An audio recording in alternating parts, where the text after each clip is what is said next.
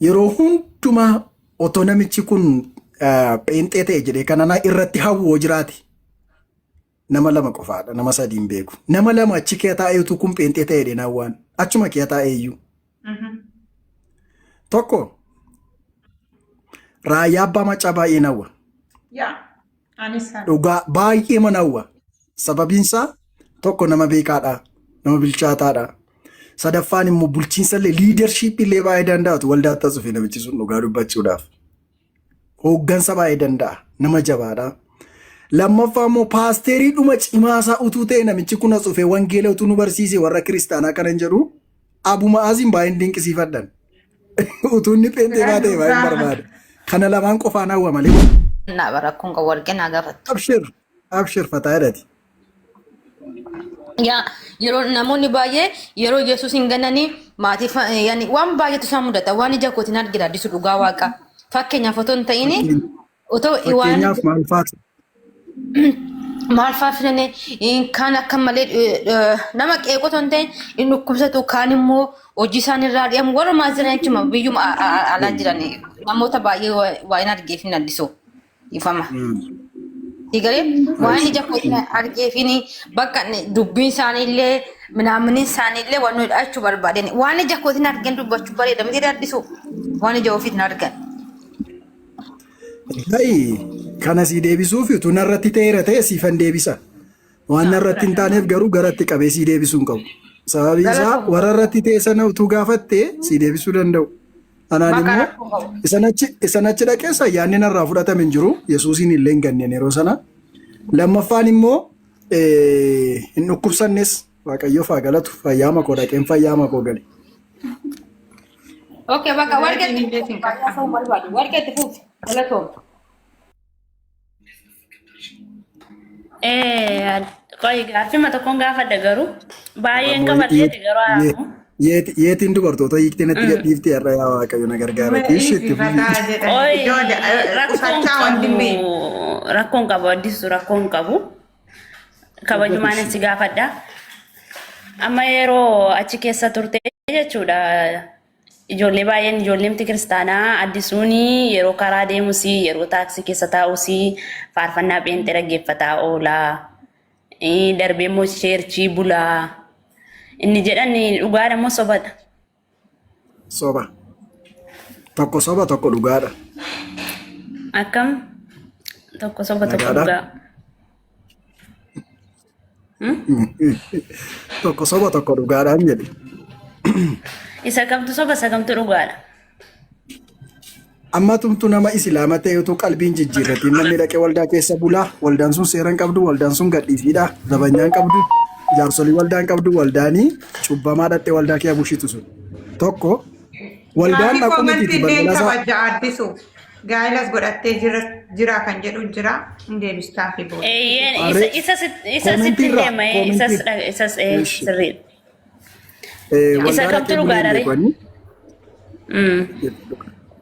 Waldaa dhaqee buleen beeku innanne sammuma kottuu yaanneen gaafa jimaataa ilaa islaamummaa kiyaan isinii deebiseera san jedhe yuani hamman sa'aatii amma misaa nyaachaa jiruttutti yaanneen islaaman ta'a misaa nyaadhee ka'ee utuun buna dhugaa jiruun waama tokko tokko gaafa nargu jammaru na dabbareennaan waama daqiiqaa 15 gidduu jiruun viidiyoo sana waraabee gadhiise ittuu yaanne deebuu koo jechuudha badingatno yaada waaqayyooti yaada koo ta'uu baate jechuudha.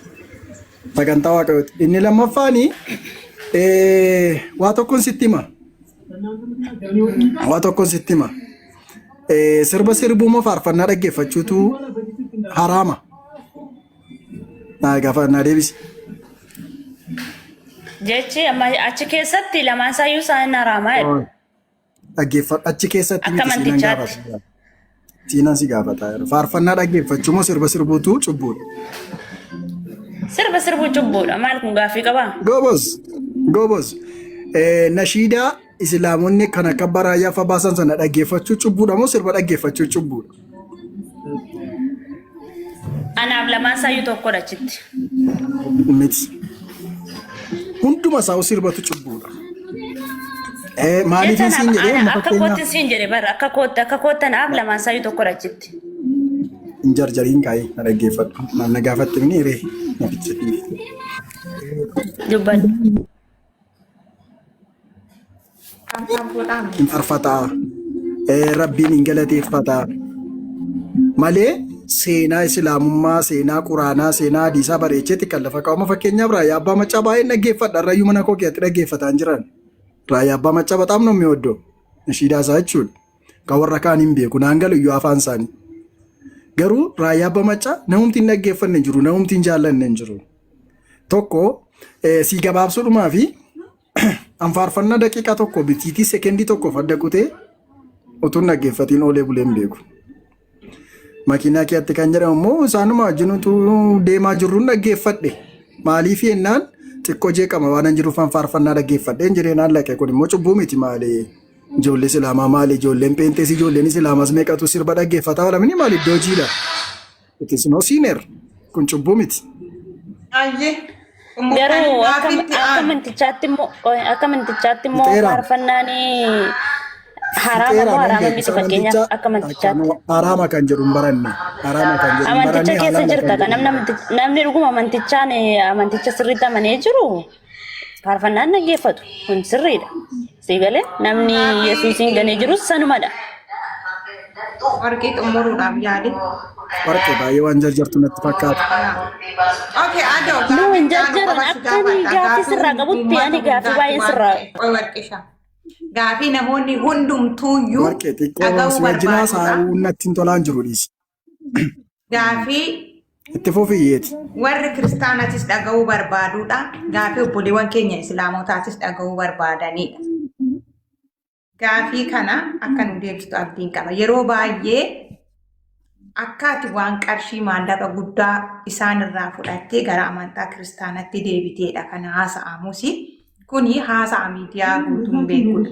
Mee isa san dhuguma qarshii guddaan harka kee galee dhuguma maallaqa si laatanii stiil 16,000 waan akkasii faata haasa'amaaf jira hin beekta.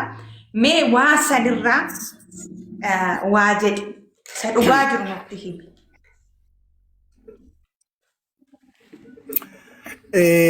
Yeroo lama waamicha godheen ture. Tokko kutaa magaalaa Furii bulchiinsa kutaa magaalaa Furii fuuldura dhaabbadhaatii roobii ganama sa'aatii 11 walakkaadha hiriiraatii namoonni maallaqa natti laattan darrasanii keessan qabadhaatii baankiidhaan immoo piriintii isaa baafadhaatii narkaa fudhaadheen ture hafani. Lammaffaa immoo maallaqatti laadheennaan maallaqa keenya irratti galsheen jira maallaqa irratti galshee kanaaf immoo nagaheen qabadhaatii kutaa magaalaa Furii waajjira poolisii kutaa magaalaa Furii bakka koo wajjinan itti himin bakka hin jiraadhu wajjin achi koottaatii addisuu barbaadna jettanii waajjirri poolisii yookaan dhimmi nageenyaa kutaa magaalaa Shaggarii Furii namni wallaale hin jiru. Isa barbaadna jettan bilbilanii kootu waajjiratti iddoon akkasiif si barbaadna maallaqa namaa fuuteedhanii achiinis koottaannaan namni hafuura baafatu dhibe. Carraa sadii laadheef darrasanyii ittiin alaattan immoo karaa seeraas karaa bulchiinsaas yoo dhufuu dadhabdan miidiyaa irratti baasaatii maallaqaan manaatti laannedhaatii darrasanyii isaa yookaan nagahee isaa wajjin baasaa argisiisaa innaanis saaxira jedhan kana caalaa qabeen ofitti qabee dhungadhaare maddii isaanii keessa tokko lama. Inni lammaffaan waaqayyoof haa galatu. Maallaqni harka jirus maallaqni harka galees hin jiru. Isuma gara fuulduraa naa abjootaa jiru. 16 sanatu 36 ta'e natti tola. Maallaqni na bira galee hin jiru. Maallaqni na harka galees hin jiru. Waa lama kaasani tokko miliyoona 16 nu saamee badeedhani. Takka lammaffaan immoo miliyoona 16 obboleessa saamee badeedhani. Obbolaan waliin saamu walii kenna malee abbo. Tokko kana. Inni lammaffaa ani baasuu raayyaan bareechitee na beektaa nutuun dhaga'u. Otoon arguun argu yeroo baay'ee. Dhugaan qabataanaan baay'een callisan. Baay'ee man callisan dubbadhu. Hin haasa'ullee. Hin falmadhullee. Maaliif dhugaan dhumti sun iyyuu afaan qabanii haasa'a waan ta'eef jechuudha. Isa kanaaf birri miliyoona 16 nu harkaa saamee badee warreedhanii miliyoona 16 miti lakkoofsa 16 warra beeka iskiriptoon caafuu hin dandeenyetu birri miliyoona 16. Isa dhugaa. Zeeroo meeqa qaba miliyoonni 16 ittiin jettee namni beekesitti hin baay'ee isaa jira garuu lakkoofsa 16 caafa isa booda emmi immoo caafa 00 itti fufee caafuu waan hin dandeenye baay'ina 0 sanaa waan hin beekneef. Furmaanni inni qabu 16 barreessee emmi bira kaa'aa jechuudha. tokko kana. Innaasa kanaaf maallaqni saantibii cabduu tokko miti birriin 10 na bira galteetti taanaan na awwaarradaa miidiyaa irratti baati. Risiitii qabadhaati. Birriin 10 na bira jirti taanaan. Na awwaarradaa karaa barbaaddan seeraan illee taanaan heeraan illee taanaan onlaayinii illee taanaan jechuudha. Namoota baay'ee kanan taajjabu jiraate Mubaarak Tasammaa yoo ilaaltanii addisuu tusiin salphisiin maallaqa qonaa deebisee viidiyoo wayii hojjetee ture. Akkamitti akkan tuffadhe nama sana. Akkamitti akkan tuffadhe. Miidiyaa kana irratti waliin beennoo birriin irratti ergaa tokko. Birri 20 abdii irratti namni wayii ergeenii obboleessa isaanii jalaa nyaate kan jedhu kaasanii. Okay.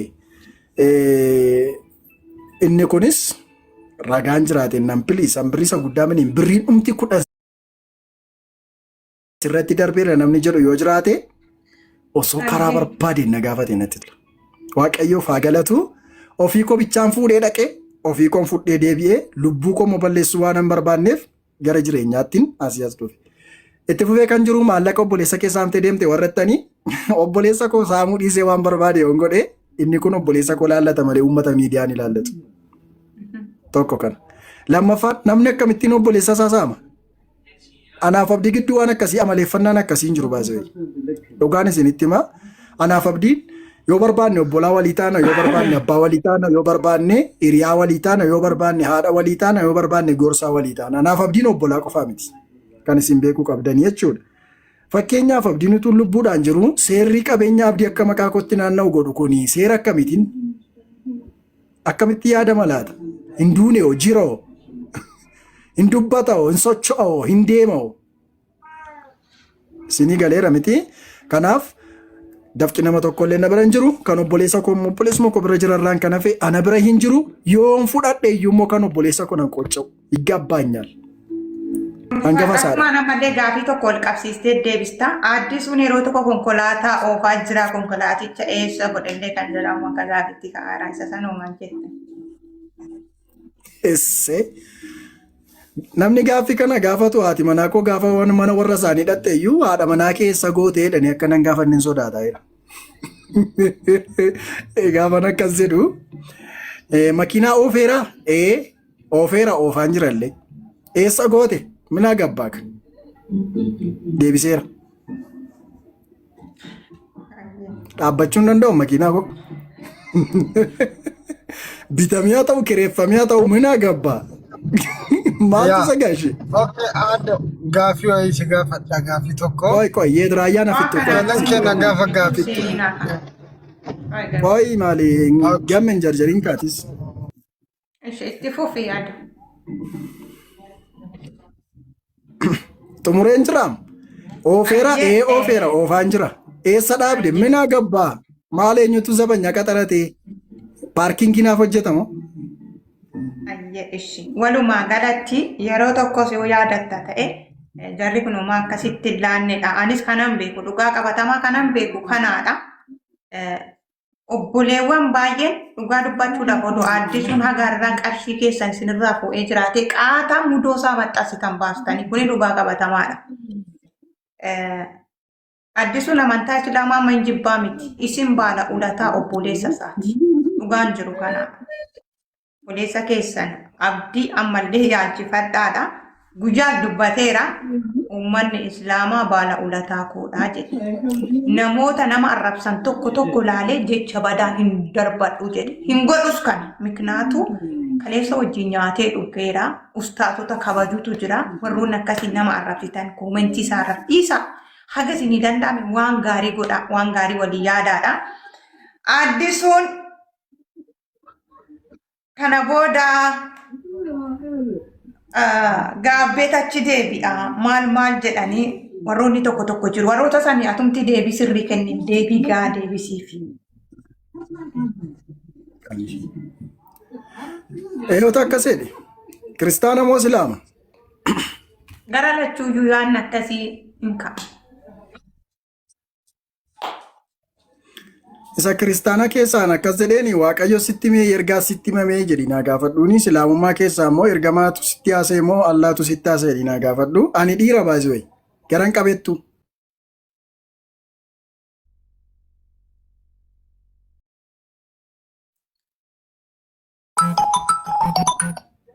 sorry. Sinii galee gaafan akkasiin jedhu isan fixeensaaf jedhee miila irra kaadhee waraabee budaadha jedhii naasee ittidhan jaartii waraabessa yaabbatte. Irra deebi'u. Isan fixeensaaf jedhee miila irra kaawwadhee budaadha jedhii warra ollaatti naasayee ittidhan jaartii waraabessa yaabbatte. Deebisee rasa deebi'eef. Isa dhumaa kanas gaafadhu addisuun haadha manaa qabaa. Addisuu fuudhee waan akkasii kana taasama waan akkanaa kanaa deebii habbataa ta'e Gubanne kanas gaafuma niitiin dhuftu iyyuu harka bitaarraa harka mirgaarraan bultanittani akkanan gaafanne ganama kaatani. Oromoon si gaafadhe.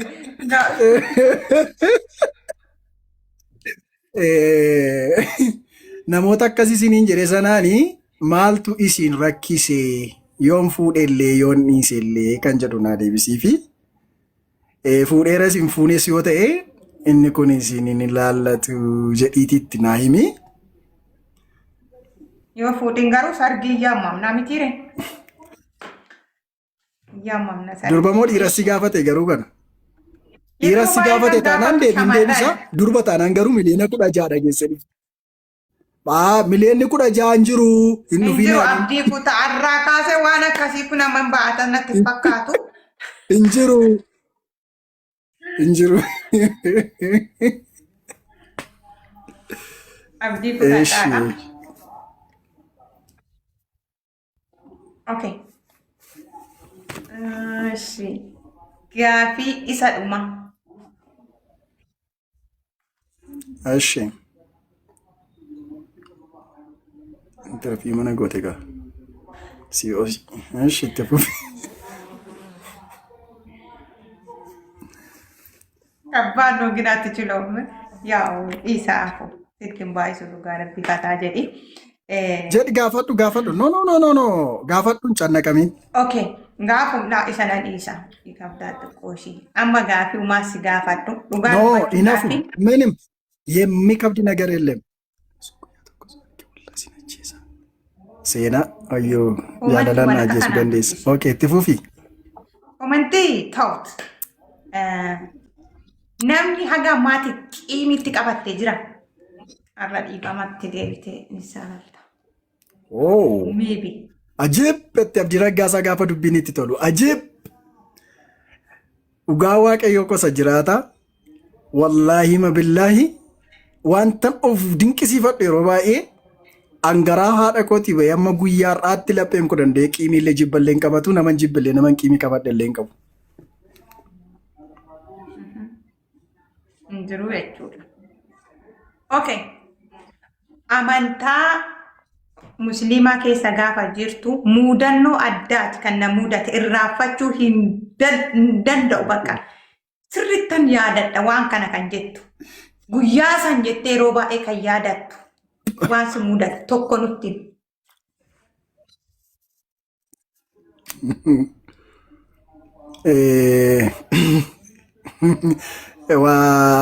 Guyyaa tokko waa laman bichaa isinitti himaa. Akkuma isinitti himu kana egaa guyyaa tokko otoo gara asaasaa deemaa jirru abdii fi xaayir galatoo taane reefuu gara islaamummaatti dhufa yeroo sana uuduu godhachuudhaaf abdiin fa'aa ol seenanii uuduu qabataniitu taraan nagaa gaafan jedheedhu bishaanichi boombaama tokko duwwaa fayyadamta waanta ta'eef namni tokko dhufee na durse.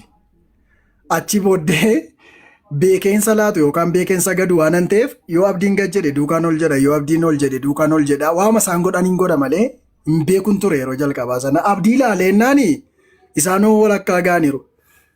Miila koo tokko dhiqadhe abdii na eegaan jedheen akka seeraatti hin jedhamu ture. Abdii na eegaa.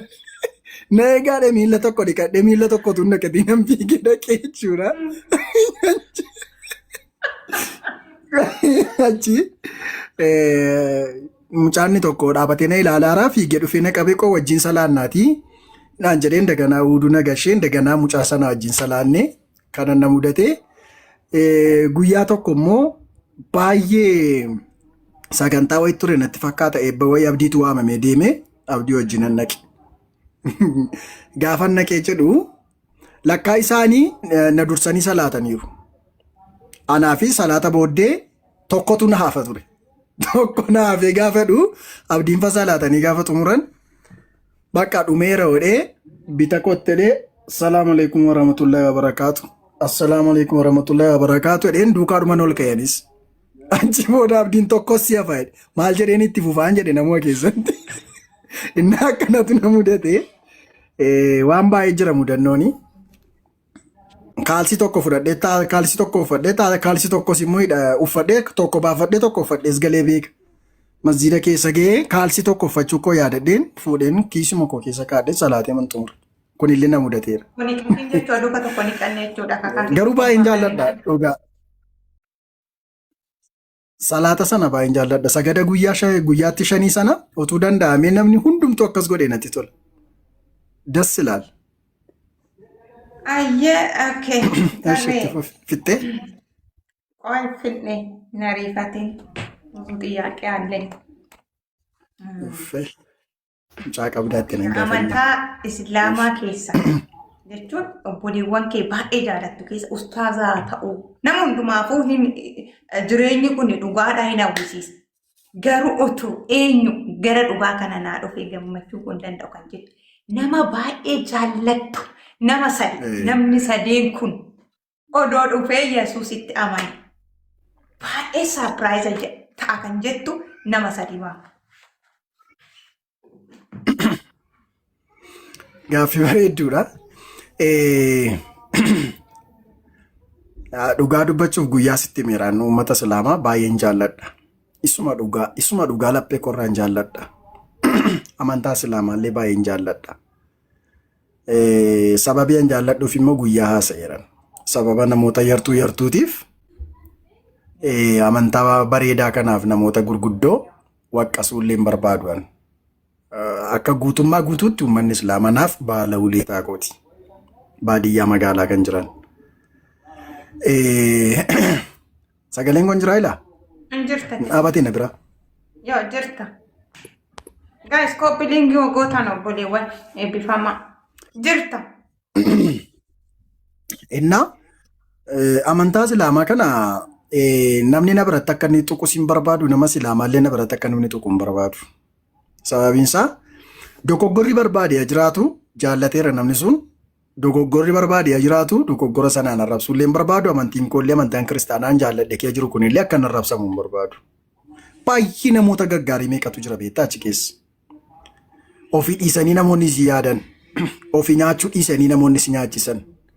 Hanqiiqii waa tokko itti darbuu kan hin dandeenye.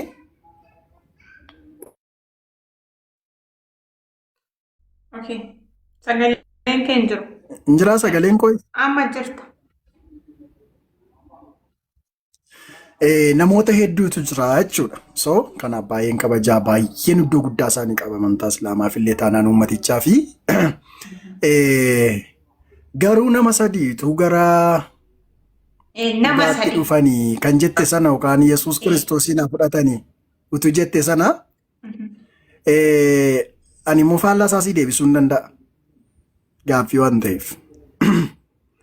Unumta mala godhannu malee jaallannu malee sadii miliyoonni sadii iyyuu dhufuu danda'a.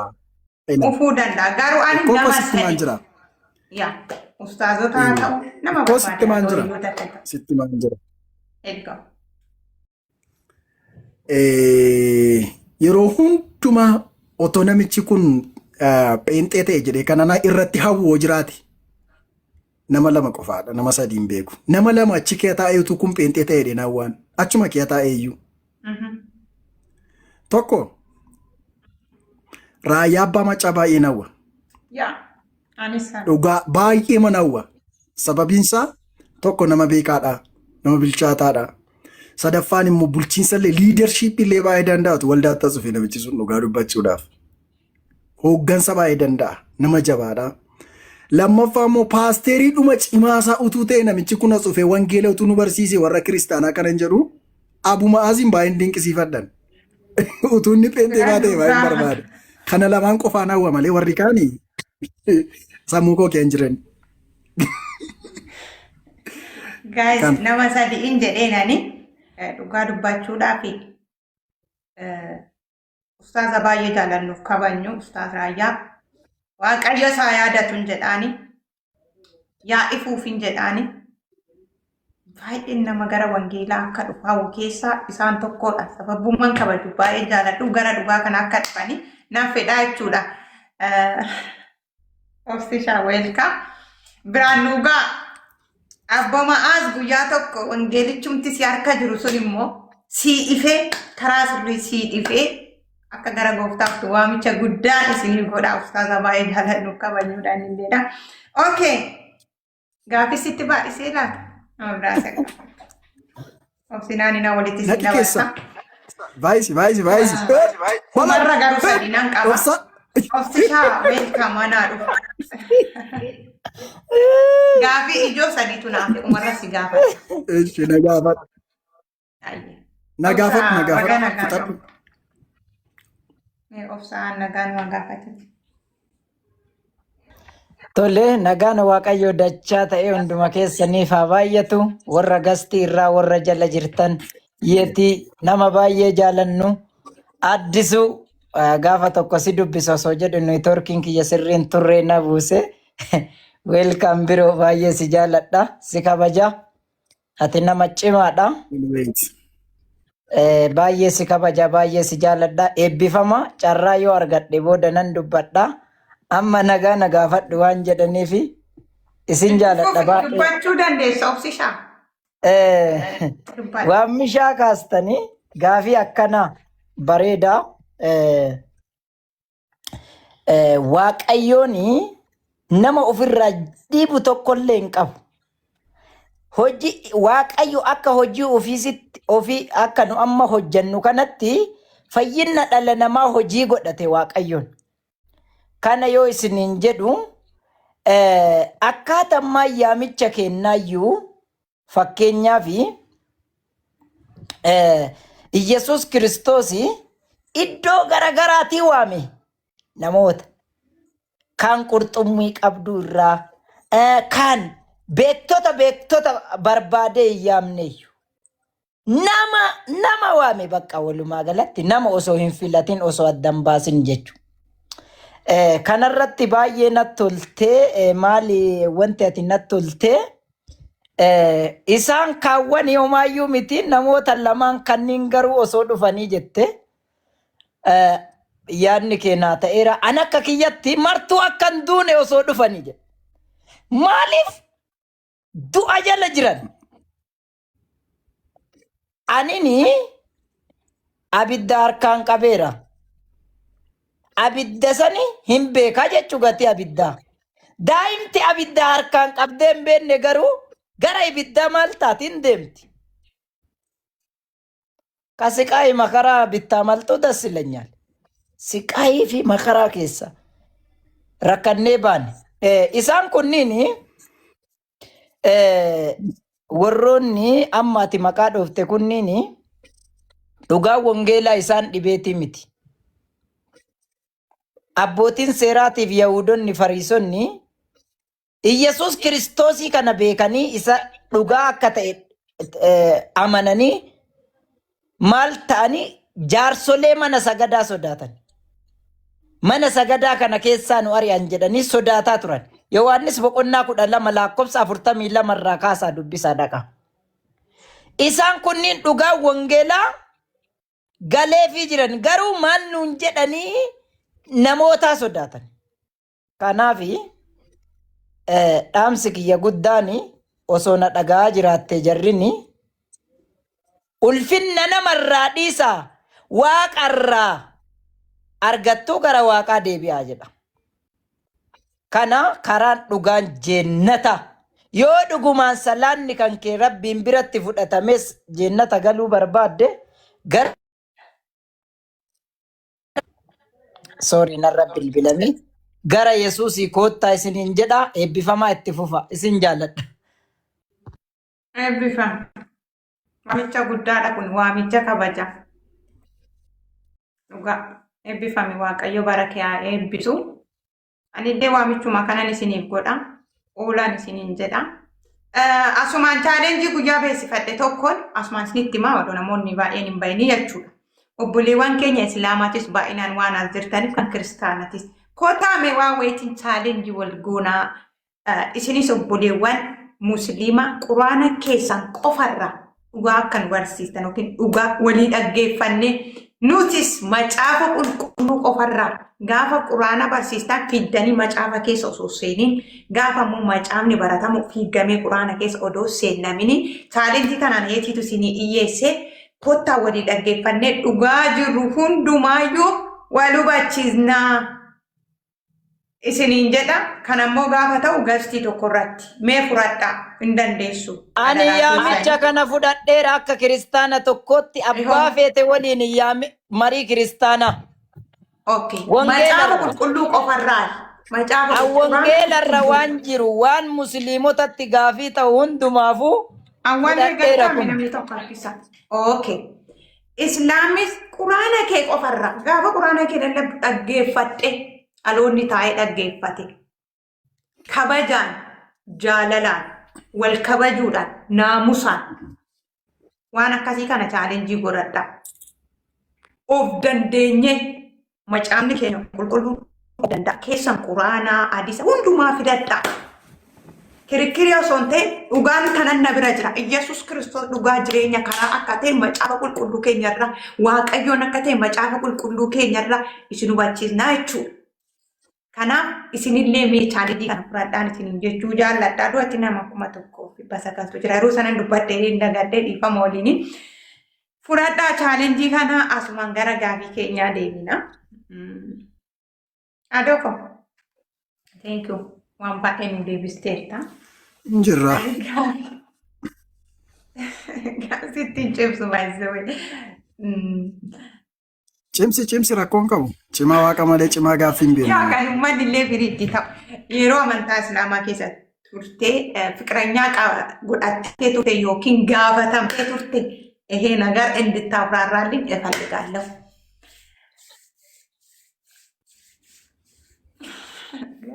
Mataa qabdi.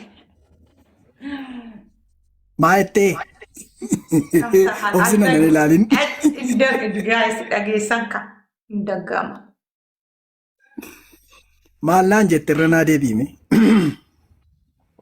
Adoo muudii walitti qabannaaree dhageessanii jirtu. Yeroo ishi dhugaa irra naa deebi'i. amantaa Islaamummaa keessa yeroo jirtu dubartii Islaama yookiin amantii yeroo seetii tokko kan taate hiriyaa godhatteerta yookiin fiqiranyaa isa jedhamu san. Yookiin immoo gaafatamtee jirta. Kan duratti yaada Nagaara kaayeeti. Akkamati.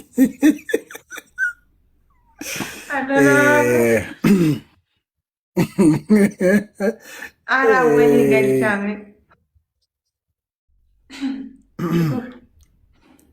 Awweel gad. Gaafatamuunis mirgaa gaafachuunis mirgaa. Gaafatamuunis rakkoon qabu gaafachuunis rakkoon qabu. Kan jedhuun birasii darbu.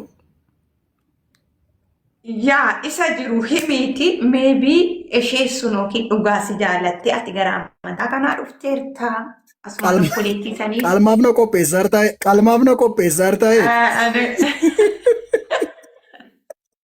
Akkasi.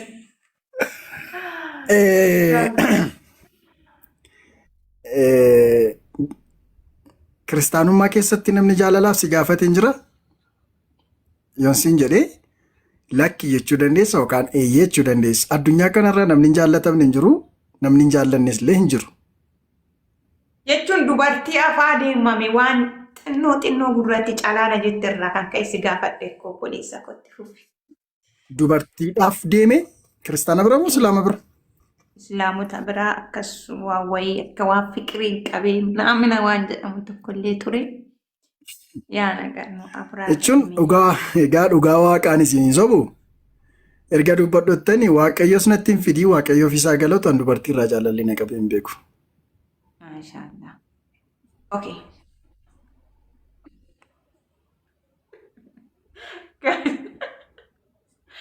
Okay. Isa dhugaa na qabeen beeku. Gaas dhugaa fakkaataa wanni kun. Ishi yaa ta'u. Fakkaata. Okay, hin fakkaatu yoo jedhame akkamitti yoottani gaarii taadhee yaada. Gaarii akkamitti yoottani deebisinii taadhee yaada. Dhugaa dubbachuuf taanaan intala tokko hin jaallatte jechuun haadha manaa kee godhatte jechuu miti. Bakkeetti yoon si jaalladhee fi manatti kana si jaalladhu tokko miti. Sa'aatiin kun yookaan fakkeenyaaf amma bara obsinaan fuudhee bara amma keessa jirru wal qixa miti. Barri 2012 fi barri 2013 kun 18 nama wal keessa jirru wal qixa miti. Barri kuni baratti dhaloonni wangeelaan kakatee quraanaan kakatee wal sobee boon immoo deebisee wal ganu wal kaadu waan ta'eef inni guddaaf inni guddaan dubartii tokko gaafachuu nan danda'a na gaafachuu dandeessi jaallachuu nan danda'a na jaallachuu dandeessi guutummaa guutuutti garuu laphee koo banee fi jaallachuu kan nan danda'u gaafa isheen mana koo geessi haadha manaa koo taate qofaadha. Amma sanatti persentii 100 keessaa 15 yookaan 20 jaallachuu nan danda'a. Ofiin bifachuuf jecha maraachuuf jecha jechuudha. Kanaaf dubartii mana haadha ishee jirtu jaalallee godhadhee duukaa maraachuu mannaa gaafa isheen na bira dhuftu haadha manaa koo ta'e isheef maraachuu naa wayyaachuu barbaadeen walumaa gala kanuma. Asuma shamarran keenya bilxoomaadha. Dhibba jaalattanii akka miidhamne warri dhiiraa bilxiidha argitanii hambifachaati. Asumaan okay. Kasi jaalattee kasi jaallattee irra deddeebitee gaafii akka kanaasiif iyyeessiteen jirtu. Maaloodha. Sarginaa qopheessa artii yeetiini. Yeeti nagumaati garuu. Yaa mannis gaafiidha kaa gaayis yaa qeenoo. Gaafiyyeetii maal akka adda siimuu adda baasee. Naagaleera na jalaa dhokatee jiru baay'ee maaliifini naagaleera maaliif naagaleera siin jedhe beektaa maaliifini akkasittiin deebisaara dubartiin islaamaa naaf obboloota kooti personality akka amantiitti yoo ta'u baate illee jechuudha sammuu ilma namaatiin yoo yaade obboloota kooti. Addunyaa jaalalaa keessa yeroo jiru sanatti gaaffii isheen na gaafatte waan isheen taate maal akka isheen taate cimina ishee dadhabina ishee kan kiristaanaallee kan islaamaallee eeyyii akkasiidha eeyyee sana dhadhee shamarra tokko bacirraa shanafee tafa malee mooraaliin ishee akka inni warad jedhu gochuun barbaadu. Fakkeenyaaf jala teessee na dhaggeeffachuu dandeessi irra jiraatte na dhaggeeffachuu waan dandeessuu fi yaa naagaleera garumaa inni mooraaliin nama kana akka inni miidhamu waan ani hin barbaanneef achumatti dhiisuu waan hin barbaadeef mikinaan isaa dubartiin haadha keenya obboleettii keenya haadha manaa keenya kaleessa immoo waan jaalalaan walitti waliin dabarsine wajjin haasofne asirratti fidee nama kanallee qalal godhee salphisuun barbaaduuni kanaaf dhuguma namaaf jechuudha. Galatoomi.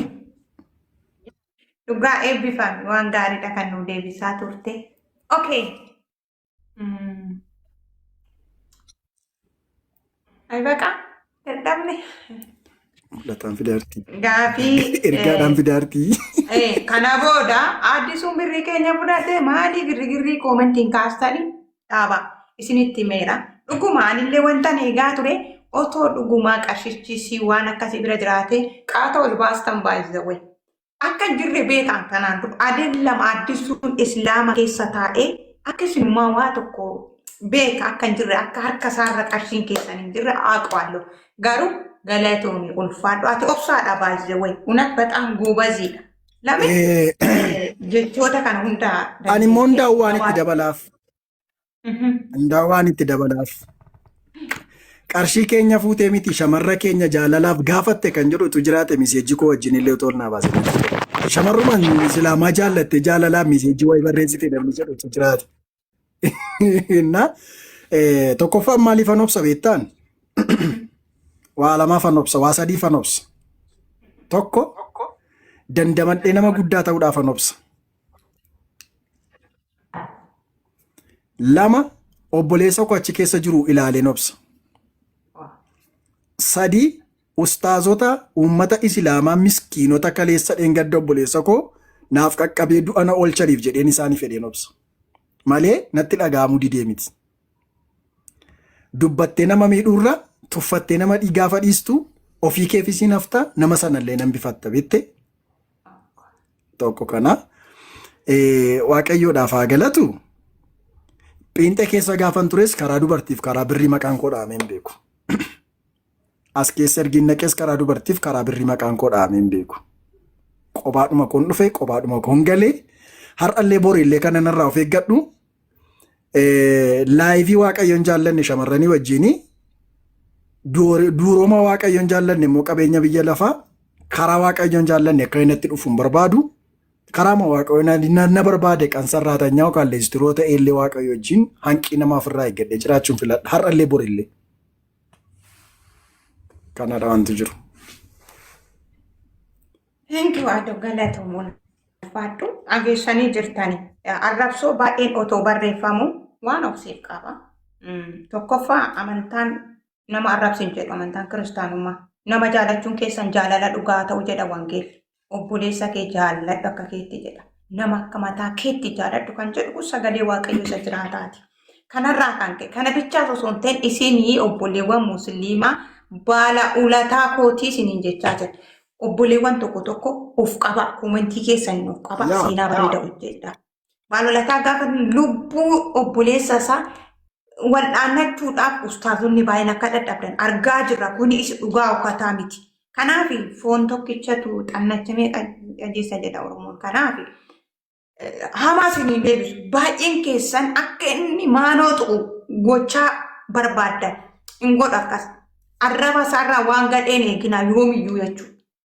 Dargoo. Kanaaf adaraa keessan of qabu yaalaa warri kiristaanatis obboleewwan kuuwwanis eebbifamaadha. Abbaa jiru baga nagaan dhuftee anaa dhufuree kan isin argakko tarbuu qabanne. Nagaan isiniif haa ta'u hunda keessaniif iyyuu kam jirtu nagaadhaa barumsa guddaa argachaa.